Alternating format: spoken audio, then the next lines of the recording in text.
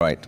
Let's talk about health matters now. In the Rural Private Hospitals Association that I mentioned earlier on of Kenya, that's RUPHA, has made good its threat and withdrawn services for all NHIF card holders until the national insurer settles all the pending claims. Now, a spot check by Citizen TV shows the hospitals are demanding upfront cash payments from NHIF beneficiaries, as Mary Mwoki reports.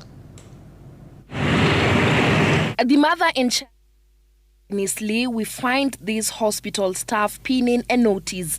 On closer inspection, it is evident that the Rural Private Hospitals Association of Kenya has made good its threat to cease offering healthcare services to NHIF members, opting to treat only those who can pay in cash. The hospitals say this move has been necessitated by NHIF's failure to settle pending claims. The notice is to show that we will have no services being rendered for outpatient customers, and also inpatient, and also specialized services like dialysis,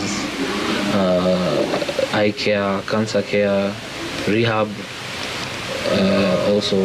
So we will be requesting customers to pay in cash for consultation fees, lab fees, and procedures, or any other kind of intervention. We have, of course, we will be offering emergency services to those who need it. We are not able to continue with the services that we are giving Kenyans, and it's not a matter of us being not willing to. We are just not able anymore. Most of the services, or most of the providers in healthcare, they are SMEs, and SMEs cannot sustain a prolonged credit period. The situation is replicated in a number of hospitals across the country, who lament that the financial constraints imposed upon their facilities by the delay by NHIF in paying the claims has driven many of their businesses to the brink of collapse, forcing them to arrive at the tough decision, which they say is their only option. Private facilities accuse NHIF of frustrating both the hospitals and patients seeking healthcare, and dishonesty, where NHIF issues pre-authorization for a procedure, then declines to settle the claim. A situation they say is affecting the trust upon which the entire healthcare system is founded. Because it didn't just become slow in the matter of payment of the claims, but also the approvals. Before the patient gets the procedure done, it takes time. Where we are right now, health may end up being the Waterloo of the current dispensation we are in, if such small things are not properly handled.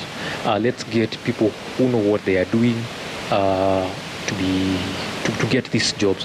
The Kenya Healthcare Federation has warned unless urgent intervention to remedy the situation is done, the provider networks will be forced to require Kenyans to undertake to be financially liable when signing informed consent, adopt an indemnity model where Kenyans will have to pay, then providers fill in standard claims reimbursement forms, require health seekers to deposit cash guarantees, or entirely adopt a cash-only model, which they warn will be a zero-sum game towards financial protection of Mwananchi.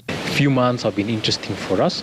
We've been engaging with NHIF around the provider space and the money that is owed to providers. But that is just a small portion of the problem. What providers are saying is there is not enough money that is circulating within the sector for them to be able to offer quality services. Mary Mwoki, Citizen TV.